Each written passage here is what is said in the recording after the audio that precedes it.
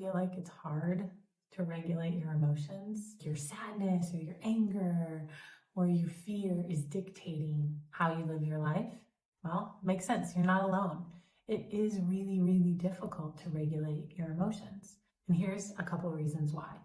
First, your biology. Some of us have what's called emotional sensitivity as a temperament. So this is a trait that causes us to feel feelings more intensely for a longer period of time and more frequently. So other people might have their feelings like this, and emotionally sensitive people go more like this. If you are emotionally sensitive, it is harder to regulate your emotions because your biology in some ways is creating this increased likelihood of feeling your feelings really hard. Another reason why it can be difficult to regulate our emotions is because of lack of skill. If we did not grow up in a family system where it was modeled to us to use certain techniques like deep breathing and understanding our emotions and naming them when we felt distressed, we didn't learn how to do it. And so as adults, sometimes we have to make an active effort to develop those skills. It's also difficult to regulate our emotions when we experience reinforcing consequences of our feelings. In other words, think about a time when you felt really, really sad and maybe you were under the covers in bed.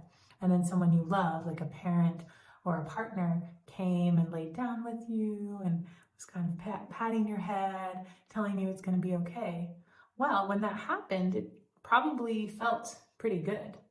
And so sometimes we experience feelings and then there's some sort of positive response, and then we are more inclined to want to feel those feelings again so that we can get the reward of, for example, being taken care of.